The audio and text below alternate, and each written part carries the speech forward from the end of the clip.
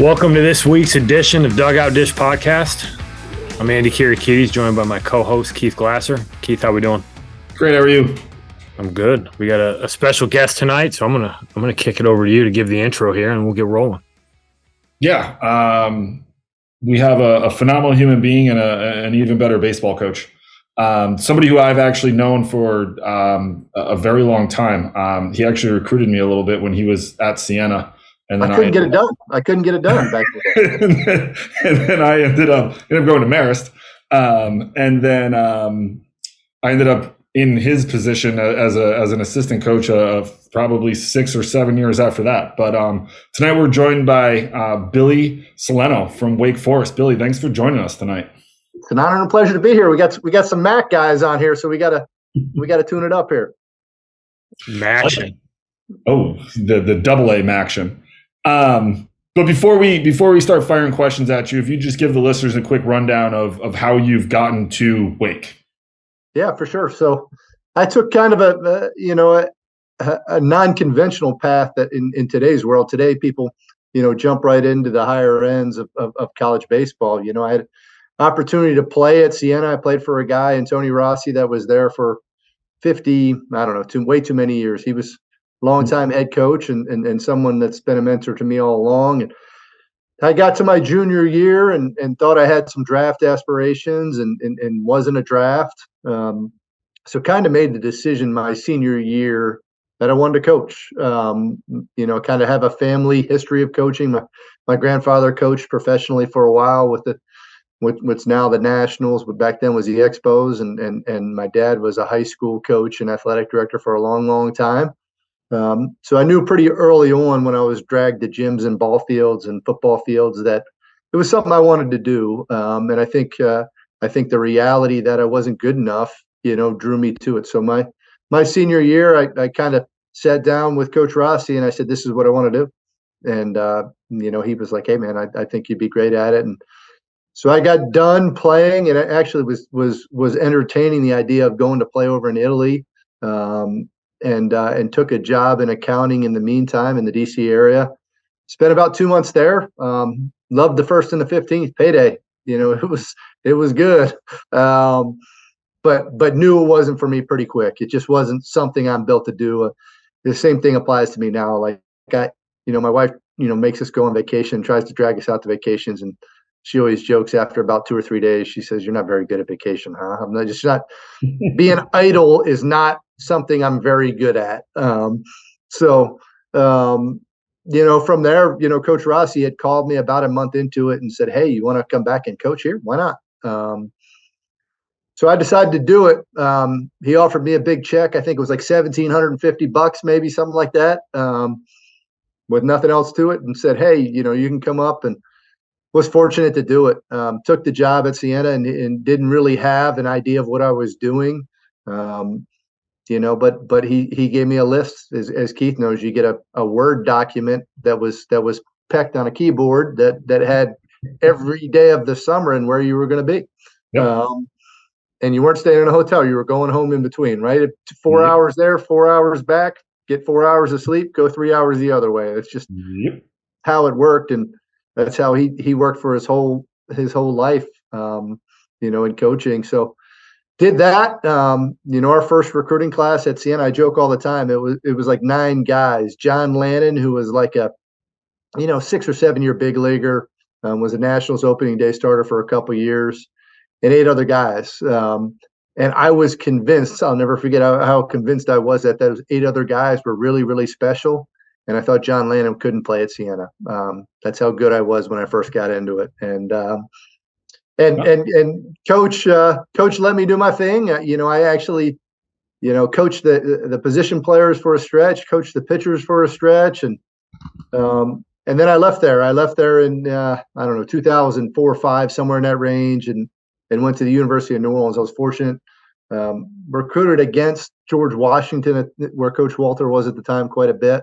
So got to know his assistant, Dennis Healy, who's an upstate New York guy also, and me and Dennis got pretty close. And Dennis and Walt were heading to New Orleans. They offered me a job. Went down there. Was the volunteer my first year. had to figure out how to make money, how to make ends meet, but that was nothing new to me. You know, and then was fortunate to get the paid job, you know, for my second year there. And we're fortunate enough to rebuild that. I mean, we got a chance to rebuild it through Katrina. So I think I got a chance to learn a lot about myself as in who I was as a human being. You see things in people in need, and you know, the city of New Orleans at that time was pretty desperate, and we had a chance to make an impact as a program on that city with some of the things we did away from the field. And we're fortunate to put a really good product on the field and got better and better. And you know, at the time I had dated who is now my wife, Jen, for about 10 years and off and on. And my wife at the time said to me, "Hey, you know, like I'll live anywhere in the world, but New Orleans isn't where I envision raising a family." So we, you know, I decided that's the route we would go. And I actually spent 3 years at Brown in the Ivy League, and was fortunate when Coach Walter got the job here. He had offered me the hitting job, and so came down here, and I've been here since. I'm starting year 15. Myself and Coach Walter have been together 17 years. You know, we've grown this from a program that struggled to really make the ACC tournament, you know, into a team that's kind of solidified themselves. But every year is a challenge. So I was just telling these guys before we got on this thing that you know, 43 players on our roster right now, and 23 of them are new guys. So over half of our team is brand new. So, you know, got to kind of go back to square one a little bit and rebuild our program. Yeah, it's 15 years with Coach Walter. I forget that. 17 if you take into account New Orleans. So no, that's true. 17, but 15 at Wake. Like I forget that you guys have been there for so long. Like I distinctly remember, and people will pick up on this very quickly. Like this is we talk about this, that it's a very interconnected business. But I played for Heels at Marist, and then so I've known a lot of I remember him calling, being like, "Hey, I'm out. I'm leaving. I'm going to Wake." Like I distinctly remember that. Like it was 2 years ago. So to hear you say "Oh, it's 15," I'm like, wow, it has been 15 years. It's been a while. But let me just very quickly to reiterate the Coach Rossi, you have to drive back and forth. I stayed at a Motel 6 in 2009. It was $58. And I came back and he looks at, you have to tape the receipts to the paper. And he looks at it and he's like, $58, huh? And I was like, it's a Motel 6. It's the cheapest thing I can find in Worcester, Massachusetts. He was like, I could have found something cheaper. No doubt. Motel 6, that's deluxe. That's deluxe. that's a good one. No amenities, no nothing. It was a bed. I used to take that gas card and we'd go back and forth every single time because the gas card didn't hit my wallet and I take it. So it didn't matter how far it was. I slept in many a rest area. I can put it to you that way. Yep. It's the beauty is, and we had Coach on, and the beauty is, and we've talked about it with the Toma and Jimmy and anyone who Pete Larson was on talking about it. You learn so much because he gives you especially as a young coach, he gives you so much free reign, but coaches you along the way. You learn so much about yourself as a coach. And I remember saying to Rob when because I became a head coach before Rob, and so there's going to be times where you're going to look back and be like, there's so many things that coach made us do where I was like, why am I doing this? And then fast forward to being a head coach, you're like, I get it. It makes sense. He was an amazing mentor for me too. So I love that guy. The thing I always respect about him is he always had a way that he let you know that you did it wrong without kind of making you feel like you failed. So he had a way about him. Or has a way about him, and still to this day, I probably need to call him more, but I talk to him quite a bit, and every single time he'll let you know. Oh, yes, he will. Yes, he will. He got into me the one day. They used our field, and they were playing Marist. It was snowing, and he shows up. I wasn't at the field. I was on campus, getting things for them, and he calls me. He's like, "What? why are you not here? You're supposed to be the first one here. Didn't I teach you anything? It's like, I'm here. There's snow on the field. What are we going to do? I was like, the snow is going to, you have no snow. You'll be fine. Within 30 minutes, he's like, you should have been here first. I shouldn't have beat you here. I'm like, oh, gosh. Okay. Anyways, we digress for a quick second, but kick this off. The first question we always ask everyone, how do you guys find the players that you are going to recruit at Wake Forest? Yeah, so I think you find them in a large variety of ways. I think now with information and how freely it flows, whether it's, on Twitter or Instagram or, some of the recruiting services out there through Perfect Game or Prep Baseball Report or any of these things that are out there, I think information flows way more freely. So I think across my desk, more and more players come than have ever come on a day-to-day basis. And I think especially in this world where we have this COVID crunch, college rosters or, kids play for 6 years now. And so kids, there's less opportunity in some ways for kids. So I think they've gotten more creative and more active in putting their names out there.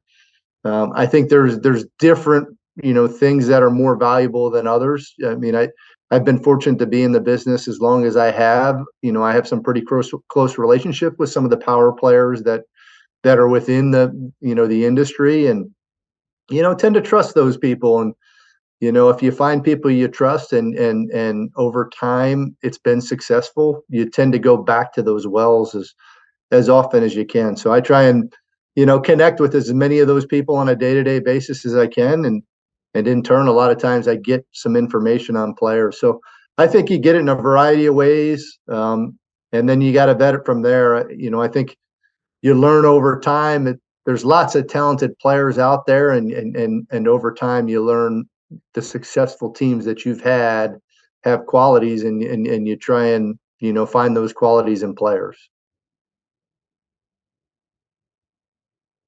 I was going to go around the data metrics piece here, but I want to, you hit on the qualities of a player that you value. Like obviously the first prereq is, are you talented enough to play at the level?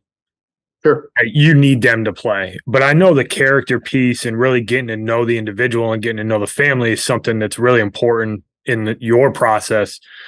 If you could just take a minute and talk about some of the things that you key in on, some of the things that you really value that key you into, like, this is a guy that would fit at Wake Forest. Yeah, I mean, I think we inundate them with information at this point. I've got to the point where, like, I'm okay with, for a large part of my career, it was all about talent. I wanted to find the most talented player. And I still want talent. Like, to your point, like, talent matters, right? But I think you learn more about fit. And at the end of the day, I ask myself this question all the time: is this a kid I want to coach or not? Does this kid share the qualities that I coach? Does this kid care about the same things that I care about and I want our team to care about? Is this kid the type of worker? Is this kid the type of kid that's going to respond to the way I coach and my coaching style? Things like, what type of learner is this kid? Like, you could go down all these different avenues. So I think what I've learned over time is that, I try and feed them a bunch of information, whether it's videos that I value that kind of share, similar characteristics that I feel like our program embodies, to having them read books, to do different things along the way. And it's all, in my mind, it's all a way for me to kind of narrow the focus as to whether or not this kid is going to be someone who's going to be successful in our program. I realize that I'm not the coach, and our program might not be the place for every single player. I realized that very, very, very early on when I got into coaching, that I wasn't the best coach for some of our better players in our program, and I started to ask myself why, and I think that's why I go about it in the way that I go about it. I try and kind of spell out what we're going to do. I mean, what do I look for? I look for kids that are competitive. I tend to compete at everything. If you go around our building right now, you're going to see everything from cornhole, cards. They play video games. I couldn't even, like, I was watching one of our kids play a video game about an hour ago that I was seasick watching, like, but they're competing at it. So I'm all in on it, right? Ping pong. They created in our locker room this thing like hacky sack volleyball where I watch them compete at. We're going to compete in the weight room. We're going to compete throughout practice, to the point where you look at our doors and every day a player gets a win and a loss. Did you win today or did you lose today? Right. In an event. And I look at myself the same way. I ask myself, did I win practice today or did I not? Did I lose and did I help our players? So competitive kids, that's super important. I think kids that are open-minded to coaching. I think there's so much information out there, and there's so many different resources for kids to tap into. I think you have to be open-minded. I think the kid that I jive with a little bit has an open mind.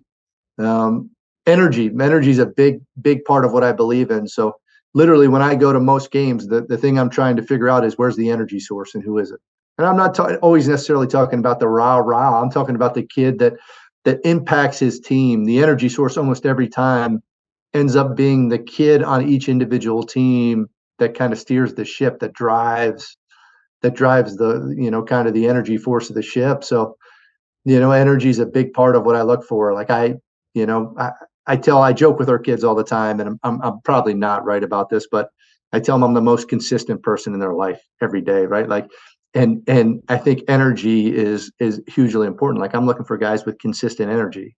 Like, whether you have success or not, like, are you going to approach it the same way? So I think those are all things that kind of I value and that we value. One of the things I love about coaching is through the sport of baseball, I can get an 18 to 21-year-old and I can't get my kids to do it, but I can get about an 18 to 21-year-old to do anything, right? Like I can use baseball to get a kid to read a book. We do that with our players. I can use baseball to get a kid to listen to a podcast or watch a movie that wouldn't necessarily be of interest to them, but you dangle the carrot of baseball and sport in front of them, and all of a sudden they'll do it. It's amazing. I need to figure out how to do that as a father, I think, more than anything, though. But for me, those are all things that are ultra important. One of the greatest challenges we face nowadays is you have kids from all over the country that you get a chance to see. It's the ability to evaluate that in players, and that's why, again, gets back to why the relationships, you trust the relationships that you've had over the years, and therefore I can get the best information on them.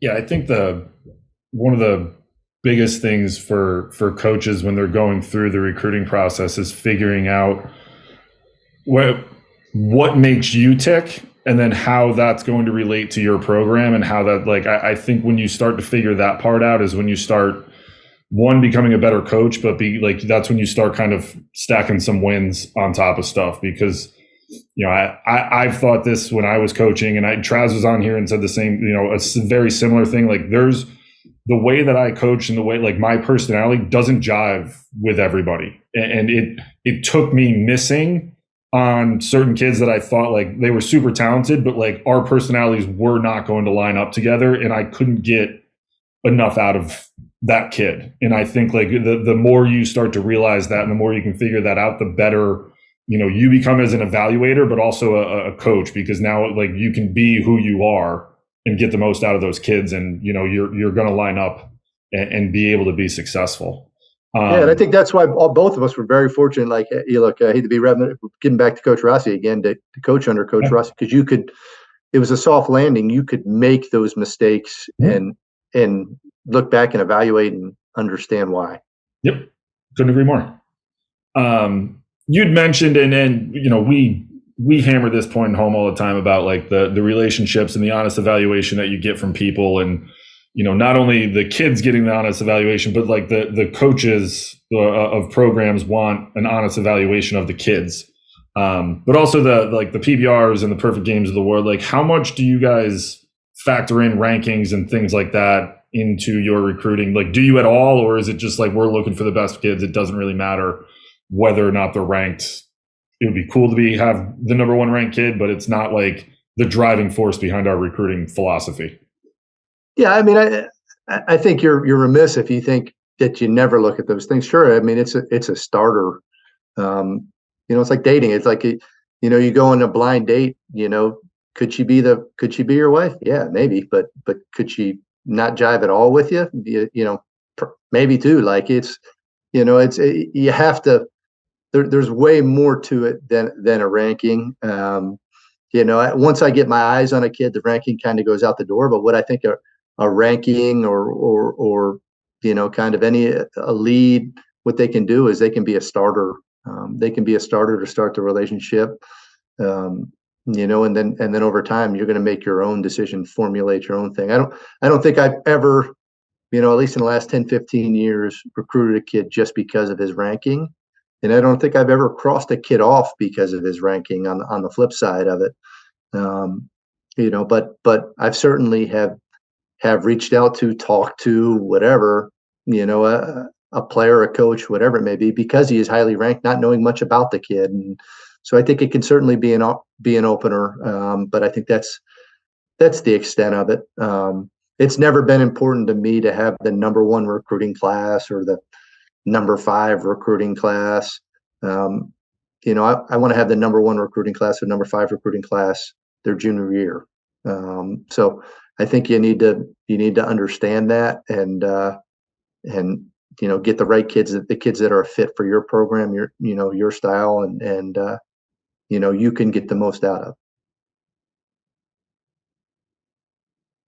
I know data, and obviously data is huge in today's game. Yeah, at the college level, at the pro level, it's a big piece of the puzzle. And I know you guys leverage technology, both on the pitching and the offensive side. This is like 2-part question. One, how much of that factors in the evaluation process for a prospect? And then honestly, the answer I want to hear the most about, how do you leverage that information to develop a kid when he gets to campus? Yeah. So I'll start with the second one and go back to the front. It's just a little bit easier, right? So we track everything at Wake. I mean, we have a 24-person analytics team. We just hired a full-time head of data and analytics. We track everything. Like I said, we track wins and losses. We track every swing in BP. We track every ground ball, every fly ball. We track anything and everything you can. And how do we use it to one, it's a motivator. It's a huge motivator. Everybody wants to be a winner, right? So it's a tremendous matter. But what it does is checks and balances. We can see if what we're doing actually works.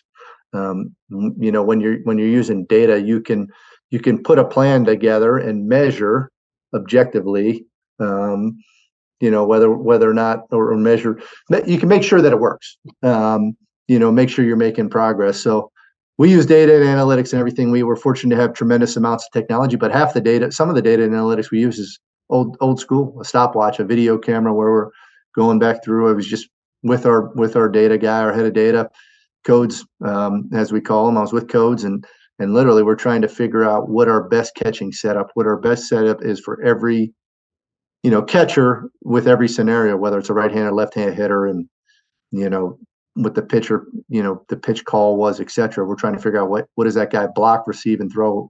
How does he do it best? What stances you use? So you can use all kinds of forms of it. I mean, I suggest anybody to track anything, and it's a great way to measure progress. As far as on the front end, look, if you can hit a ball 95 off a tee, what does that mean? I mean, I don't know. I couldn't even tell you. Like, it's great. Like, congrats, man. Unfortunately, we don't coach the carnival, and like you can't, like 95 off a tee doesn't get you anything. It's like here's your stuffed animal. Great.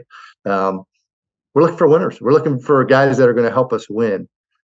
Do statistics like that, factor in? Yeah, I mean, maybe you're like, hey man, like he can create some force off a tee. Great. This ball's going to be moving. Let's see what he can do. There's going to be a catcher and an umpire too. Let's see what happens now. So I think it depends on what they do. I think there's some things that can be indicative, like, good athletes tend to run good 60 times, right? That tends to happen a lot, right? Guys who get some swing and miss tend to throw a little bit harder, right? Like, I think you can put a little stock in that kind of stuff. I think on a pitching side, you can dive a little bit deeper, and just figure out characteristics of individual pitches and whether or not they play. And I think we're in a world where most people are looking for outliers, and outliers win. but when you deal with it in total, and you know, from a position player side, especially, it's pretty hard to put a ton of stock. I mean, I think it can tell you some cool things about a kid, but it's not going to tell you whether or not they're going to be a great player or not. I love the carnival reference. That's one of the best ones we've had. I mean, yeah, it's a huge piece of the puzzle in terms of the information that these kids track. But at the end of the day, like, can you manage the strike zone? You know, do you make adjustments pitch to pitch? Like, those are the things that really matter for guys, and I'm sure that's what you're focusing on. Yeah, and I think the greatest thing is if you're a player, right? Track if you're getting better. Track if you get better. Like that's one of the things that I'll do is you know, as many times as I can, I'll look back through kind of our notes if I can find online some tracking and just see, hey, is this a progression that makes sense? Is this kid getting better, or is this kid kind of staying the same, maybe not getting quite as better, or did this kid just have one great day? I think I think you can use it from an individual player's perspective to kind of help you understand who you are and how you're getting better. Yeah, that's certainly something that we harp on. And we've talked about it a bunch here that I think for kids, especially looking at like 15, 16, 17-year-old kids who are looking to play at the collegiate level, yeah, that velo matters, but it's more important, like how are you tracking your progress? And I think that that's a Mhm. big piece of the puzzle that gets lost sometimes when guys go and are trying to chase a big number, and they're trying to get the exit velo and the velocity and the 60 time for their PBR or perfect game profile, but they lose sight of that as a piece of information that they can use to track whether the stuff they're doing in the weight room or the stuff they're doing in the batting cage is actually translating to that future development. And are you closing the gap on your competition? Are you putting yourself in a place from a development perspective where you become a recruitable player? Because as you know, it's ultra competitive just to play at any level. Never mind the level that you guys compete at, but it's hard to play college baseball. And I think that for the high school kid who's listening to this, or the parent who might be listening to this, understanding exactly what you're saying, that data is valuable, but probably more valuable from a development perspective. Yeah, for sure. And look, I'm a big believer in what Urban Meyer said back in the day. You got to start by being the best player in your high school team, right? Let's start there. Let's start being the best player.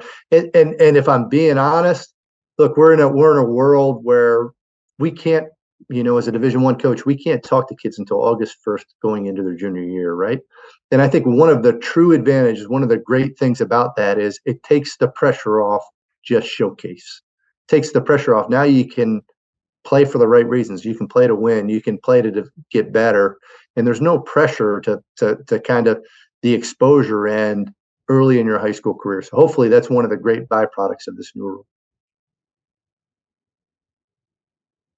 Yeah, I think so too. And I'm hoping that's the stance a lot of these young guys take, is just let me focus on having a good high school season. Well, first we're in November, but let's have a really good off season.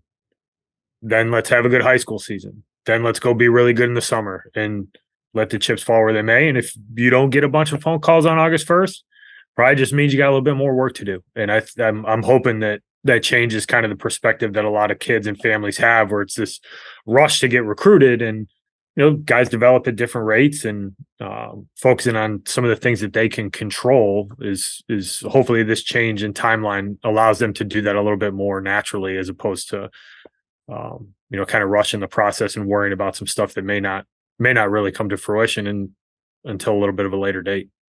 For sure. Our number one was this kid Rhett Lauder, and he was an okay college pitcher. I think he went 15-0 this year with like a 1.6, and was the only. There's been 2 back-to-back ACC pitchers of the year. He just signed for whatever, more money than I got, more money than I may ever make in my life. I mean, and he deserves every penny of it. But if I'm being honest, like, he's one of the few along the way that made it in the scenario that we're talking about that everybody's in. And I went and saw Rhett Lauder pitch like 9 times because he was dying to come to Wake Forest, and I wasn't able to pull the trigger any of those 9 times. And it took one person, kind of telling me, hey, I promise you, this guy's going to be an all ACC type pitcher. And then one of our other coaches going out to see him to be like, oh yeah, we'll take that kid for 25%. Sure. Well, that's fine. He ended up being a 2-time ACC pitcher of the year, right? Everybody develops at different rates. And what I would encourage everybody that listens to this is, why did it work out for Rhett Lauder? It worked out for Rhett Lauder because he went out and found ways to win. I think that one of the lines that his former coach used with me, I think he's 49-2. We tracked every game he's pitched in, and the team won 49 times. They only lost twice. Don't you like winning? I think it's pretty much how he worded it to me. So, I think that's the course that a lot of people get to take now because there's no pressure to do that. So figure out how to win. Like, let's make winning important again, and let's find out the characteristics of that, and let's start teaching to kids earlier. Yeah, I think specifically in our game, the development piece in college has become a huge piece of, even more so when we played, right? Like there's so much more available for us to be able to actually coach guys and get them better and bigger and faster and stronger. And the weight room has become a huge piece of of college baseball. Like, I got really big into the weight room when I was in college. I lifted a little bit before high school, probably more than most people, but it wasn't a huge piece of the development part, until recently, and I think that I have a question at the end of this, but I also think that that development piece, when I was coaching Division III, you saw huge jumps in guys when you got them into the weight room their freshman year to sophomore year. We had guys that we were recruiting that were 80 to 82. And then all of a sudden those guys are 84, 86. And it was wow. And in the last 5 years, my last 5 years of being the head coach at RPI, the physicality at the Division III level is so much different than it was my first 5 years. Cause it's this works. We've all known it works, right? It takes a little bit of time. But my question to you is how much do you guys leverage the weight room at Wake Forest for the guys that are on your team? I mean, it's an integral part. I think, what our goal is to you kind of mesh together, you make a coordinated effort between what you're doing on the baseball field, your strength and conditioning end, your training end. I mean, when I was playing, if you went to the trainer, you were hurt, it was a bad thing. It was what's wrong with you? Now our guys spend 45 minutes a day in there. It's all about recovery. Then our pitchers spend more than that doing arm care and etc.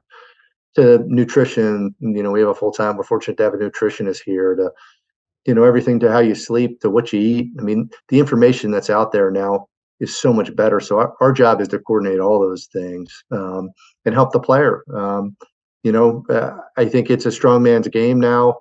We're hopefully reverting back, but we've gone down this road where we've become a zero-sum game. It's like a homer, a strikeout, or a walk. I mean, that's all there is when you watch professional baseball, and it's starting to revert back with lack of shifting and some of those things. So it's a strong man's game. It's important.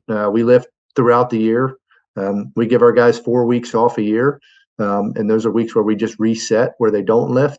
One at the end of our spring, one when they first get back to campus, one at the end of our fall, right at the end, kind of leading up into Christmas time, and then one our first week when we get back. And just because we're trying to load manage in those scenarios, almost every single time, we're either coming off a heavy load or we're going into a heavy load period.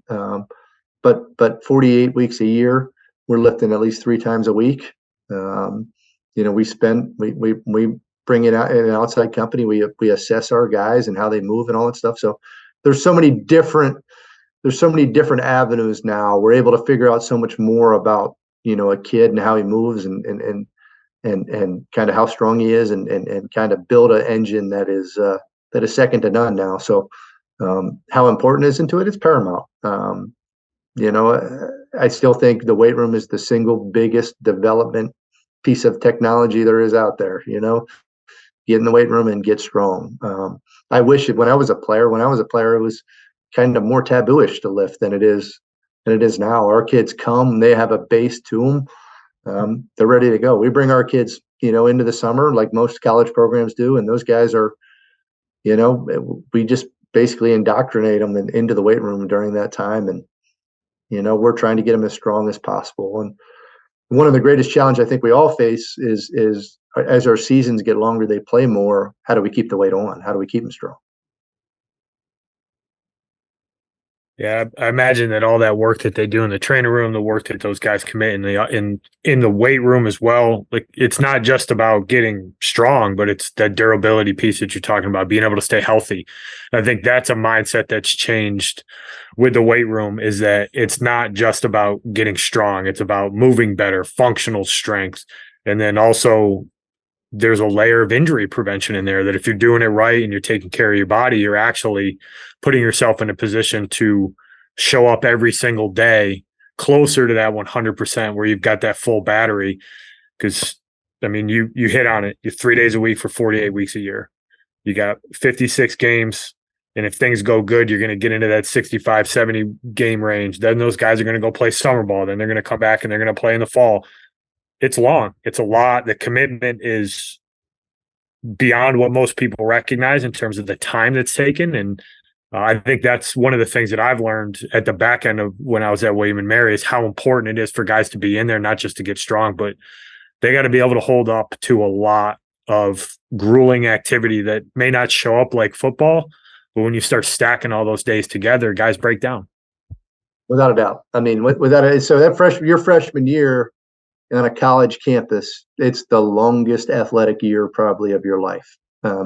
More so than even big leaguers when you think about it, because they come in July and they're pretty much hot until your season ends. It's almost 12 months consecutively that those guys go. So you have to build an engine that can withstand that. You have to build an engine that isn't going to crumble, but you got to be smart about it. So that's the great part about all the technology we have now. We can be pretty smart about it. It is interesting because when you're right, like when you played, not that you're that much older than us, but it was like I remember when I was growing up, it was like you can't lift, you're going to get too big, you can't play baseball. We didn't even have a strength coach when I first got to Siena playing. They handed you we lifted, but they handed you a piece of paper that somebody just made up a program and said, "Here you go." Yeah, like I played. I mean, I'm 37, but like I played in that time frame, like 04 to 8, where like it was starting to shift a little bit. So by the time like I graduated, like it was a lot more. You were starting to see more science built into what it was you were doing, and it was rudimentary at the time. Like we're talking some, and I know it still goes on, but like you were doing percentages of your max and things like that. Like the freshman year, like we didn't do any of that stuff. It was like just here's a bench, go bench, and there's the squat rack, squat. Best of luck. I didn't even know what they were, so it was good. Go squat. All right, I'll figure this out, I guess. I remember going to lift after practices during the season. And the first time that we started doing, I was like, this is so dumb. Like, I'm going to be tight for tomorrow. And then you start doing it for like a couple of weeks. You're like, oh, wow, I actually feel great. Like, this makes sense. And you kind of got to buck that trend of like, your body can handle that. And it actually helps you in the long run. But I remember it clicking my junior year in the weight room, and that was a big difference maker. It was like, oh, wow, I can do a lot more than I thought I could. And I actually feel better because of it. And I think, your guys are, you guys are physical. Yeah, I mean, it certainly, there's obviously a performance piece. There's a health piece that are, super important. And I think the earlier you introduce that, I think there's a fine line, but the earlier you introduce that at really low levels of intensity, the better off the athlete is over time.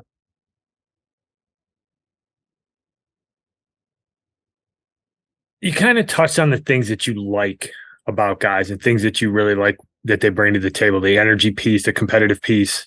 What are some things when you go to watch a guy that are red flags that can turn you off a little bit about how a guy may handle himself when you get a chance to go interact with him? Yeah, so low energy obviously is. It just there's plenty of really good players that are low energy players. It doesn't really fit with me. It doesn't fit with how I coach and who I'm about. So I tend to stay away from those guys. I tend to stay away from guys like I think you learn as much, if not more, watching a guy when he's not in the spotlight or when he's not on the field. Like I always like, if you watch me, if I'm locked in on a guy, I'm always on the opposite side of the field. I want to see how they interact in the dugout, and I try and find little ways to see how they interact with their parents, with other people. And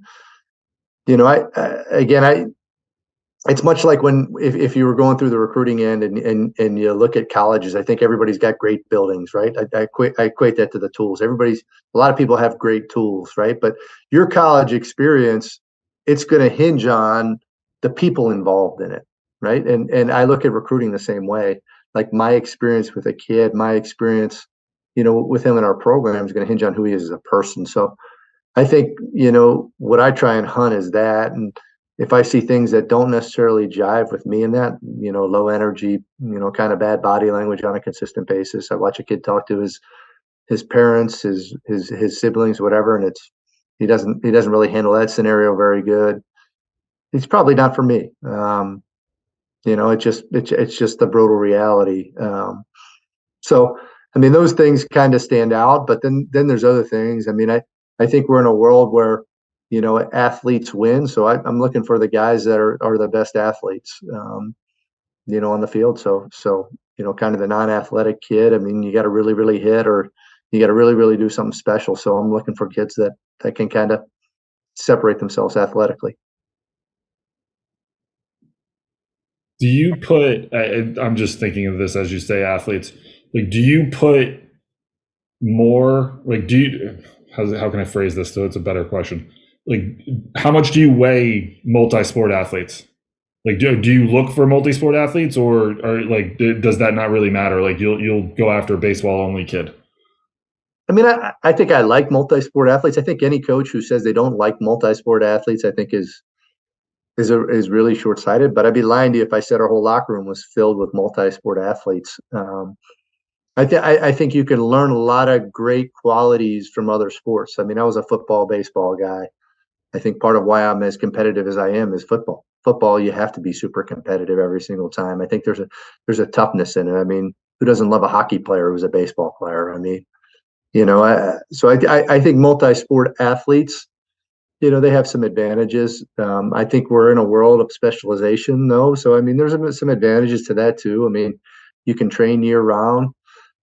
I think, when you deal with an injury perspective, we're fortunate to have a biomechanist on our staff, and Dr. Nicholson, she talks quite a bit about, multi-sport athletes. And one of the true advantages to multi-sport athletes, they're forced to move in different ways in the other sports that show up later in life, later in baseball, from an injury prevention standpoint. They just have more balanced bodies over time, that allows them to stay healthier.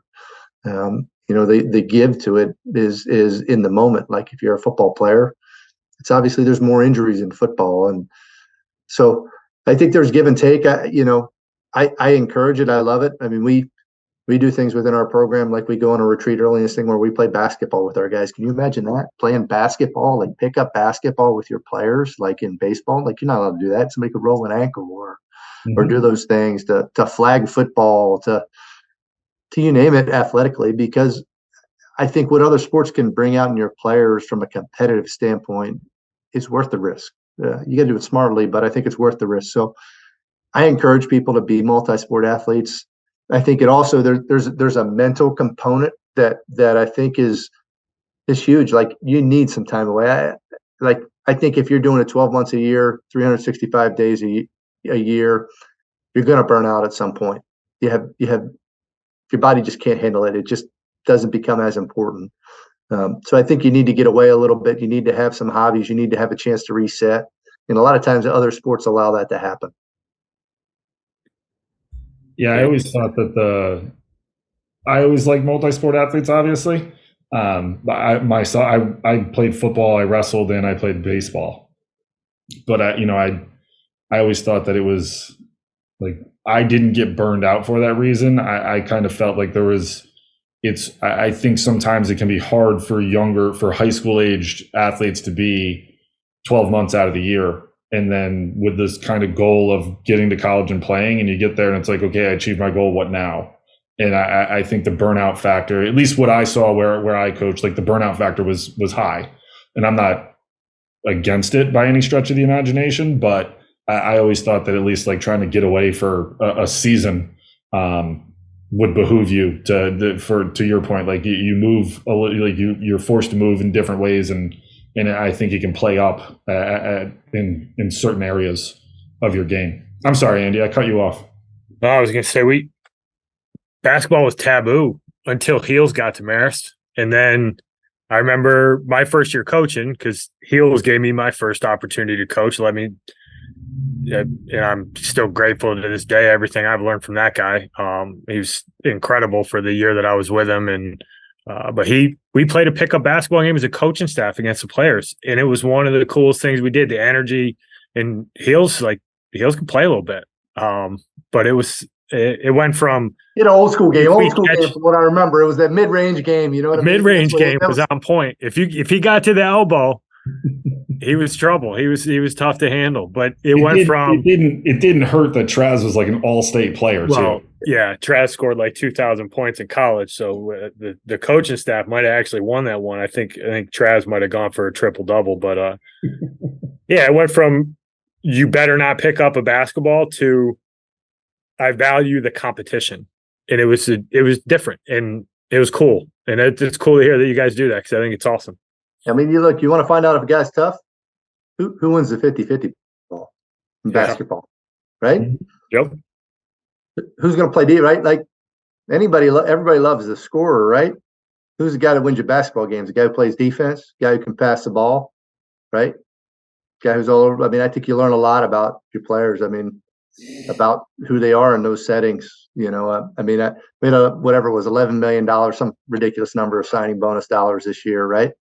I watched like 3/4 of them play one of the best, 5-on-5 pickup games last fall that I was like holding my breath for. But we got them throwing it. We get, guys throwing it down, and you figure out a lot, and you figure out how competitive you are. And I think that, like, our clubhouse at Wake Forest last year was about as good a clubhouse as you can get, and I think those experiences are why those shared experiences where you're competing in other sports are a big part of it. Like, they're a big part of why they were as close knit as they were.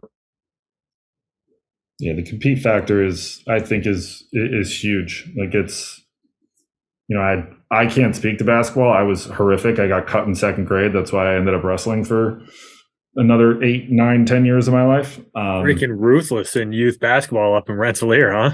God, it was not good. I got cut, and it was the most devastating moment of my life. And I was like, I'm just going to go wrestle. And I actually became pretty good until I blew my knee out and couldn't wrestle anymore. But for me, like, that's, I value like the competition, because like, especially like if I find out that you're a wrestler, I'm like, I'm recruiting this kid, because like in my mind, like, there's no pure form of competition. Like, it's you versus one other person, and if you lose, like, you have nobody to blame but yourself.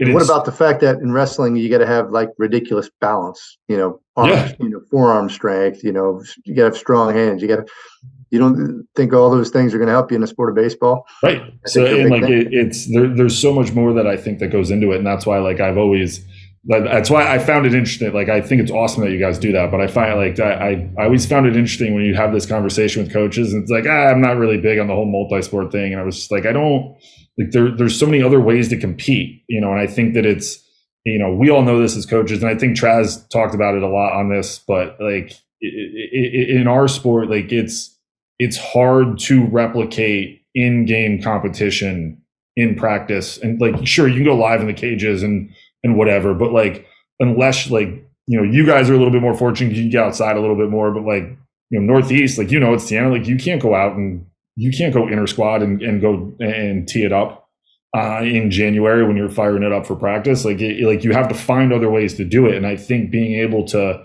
have those experiences, but also have guys who have competed in other sports, you can light that fire to get that competition going. Because we all know when the lights go on, like, that's what you have to do. Like, you have to go out and compete every pitch, every at bat, every play. Like, that's what you're doing, for 27 outs and however many pitches are going to be thrown. Like, that's what you're doing, and you have to be able to sustain that through the course of the game. And if you don't necessarily have that compete factor in you, like, I think sometimes it can be a little bit harder to kind of teach it into somebody, and it could take a little bit longer. I'm not saying you can't do it, but I think it takes a little bit longer.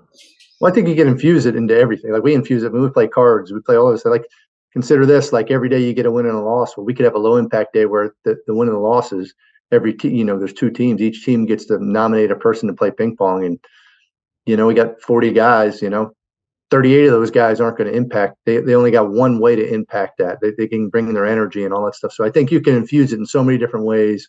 You can do it creatively. And what you figure out is you learn really, really early on in our system that you better celebrate the team and you better get into the team and get out of yourself, or you're going to hear about it. So I think that's an interesting piece about college baseball. I think it's one of the transitions that can be tough for high school kids sometimes. And I think this kind of dovetails on the multi-sport guy. Is that baseball in high school, and when you get into the recruiting process, a lot of it is really focused on the individual and doing what I can do to get to where I want to go. When you get to college, to your point, it's a win and a loss. And you win as a team, you lose as a team. Like you function as an offense as a team. It's not 9 hitters. It's a group that is put in place to score runs. And how do you do that? Sometimes it's you need to move a runner. Sometimes you need to get a bunt down. Sometimes you need to get hit by a pitch. Like sometimes it's not getting a hit. It's a 10 pitch at bat that extends an inning. Now you can get into the bullpen an inning earlier on a Friday. That changes things on Sunday, and how all that pieces goes together. That's a big thing that I think high school kids need to wrap their head around. When you get to campus, it's got to be about the win and the loss, because at the end of the day, that's what you get measured on as a coach, and that's what the teams are going to get measured on. And that competition piece, you play another sport, I think it hits home a little bit harder when you're a football player or you're a basketball player, where you have to operate as a team to get that win. Because in college baseball, you got to operate as a team. Yeah, with that, I mean, look, we ask this question all the time. Did you do what the game requires? Like, can you do what the game requires? Each game requires something different to win, right? Can you do that? And it's our job as coaches to develop that. It's an individual's job as a player to be able to execute that. And, opportunity, can come in different ways, shape, or form. For each individual within the team setting, but can you do on a daily basis what the game requires to win? What following up Andy here, but what's the steepest learning curve for freshmen that you've found? Yeah, I think speed of the game. I think it's natural that every freshman that comes onto a college campus, no matter how good you are, you're going to get there and you're going to question whether or not you belong. I think everybody does that. And I think the ones that adapt to the speed of the game the quickest tend to overcome that the quickest. So I think that's the greatest challenge. Obviously there's things that can help in that regard. The more physical you come, or the stronger you are, to get back to our earlier point, when you get on campus, the more likely you are to do that. The higher level of competition you've played along the way, the more likely you are to do that. But I think that's the greatest challenge is, as you go up a level, the speed increases. And can you stay and be who you are when that speed increases, or do you need to take the time to adapt, which we all do, and how quickly can you do it?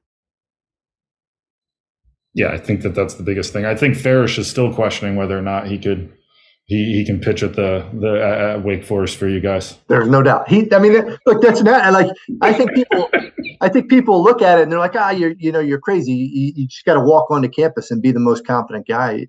Yeah, you got to fake it a little bit till you make it. But I think every single player I've ever coached along the way, whether they're a big leaguer or never made it out of our program, they've all had that same question. Like, they've all had to come to that reality. Hey, do I belong? Can I do this? No matter how highly ranked they were, no matter what their background was, they're still gonna have that question. Chris Farish is one of my favorites. He played for Billy, and he was my assistant at RPI, so he's one of my favorite people ever. But our last question, we don't want to take up too much of your time tonight. We're grateful that you were able to sit down with us. We always wrap up with what advice would you give to a high school junior, senior going through this process, or really anybody who's looking to play college baseball? Yeah, So it's about fit. We have 3,000 plus, I don't know what the number was, 4,000 plus guys in the transfer portal on a year-to-year basis right now in college baseball and college sports. It's ridiculous. And here's what I believe. I believe it's going to get tough at some point, and you need the people that you surround yourself with, the 5 people, the average of the 5 people you surround yourself with. The people that you surround yourself with are going to get you through that, and you need to make sure you're around the right people. It doesn't matter. Like I said in the beginning of this thing, everybody's got great buildings, everybody's got great facilities, everybody's got ridiculous technology. There's pitching labs everywhere, there's hitting labs everywhere. There's all these beautiful buildings, structures, all this stuff. None of that's going to make a difference on your happiness. They're great, they're cool, they're nice to have, they're great to be able to utilize, but your happiness, your success, your ability to develop is going to hinge on the people you surround yourself with. People in the locker room, the people you're coached by. Figure out that fit. Find out what they want. One of the things that I dislike about the new rules is we can't start to have contact with somebody till August 1st of the junior year. Well, I believe it's pushing us further to a transactional world where it's just straight up, what's my offer? What's your logo look like? Okay, great. I'll go there. Right. I think it needs to be much more than that. I think it needs to be about relationships. If you have relationships, when it gets bad, when it gets tough, like we're talking about here, you're going to have trust. You're going to get to the other side. It's going to be one of the greatest learning experiences of your life. And it's going to transcend baseball. It's going to transcend sports. You're going to see it show up in other parts of your life, and it's going to give you the greatest chance for success. So if I had one piece of advice is don't sell that short. Find someone who's going to go play for somebody who's going to try and bring out the best in you, and they're going to do it in a way that you jive with. And that's the goal in this thing. Love it. Can't thank you enough, Billy. Yeah, it's good being on here. I get to go see the Deeks. We got opening night of college basketball season tonight. You can walk across the street right now and watch the Deeks take on Elon. You got a whole new team. Everybody's predicting the Deeks to be in the NCAA tournament. The Deeks are going to get there this year. It's been a little bit, but we're ready. Hell yeah. All right. Go Deeks. Thanks again. Fired up to watch you guys this spring. Huge fan of what you guys do. Really can't thank you enough for the time, man. Really appreciate it. Thanks, Billy. I appreciate you having me, and I hope I'll see you guys soon. Spring can't get here soon enough. No. Sounds good. Thanks, Bill. Thanks, All right, thanks. Well, that wraps it up for this week. You know what to do. Hit the subscribe button on YouTube. Follow us on Instagram and Twitter, EMD Baseball. Thanks for coming, everybody.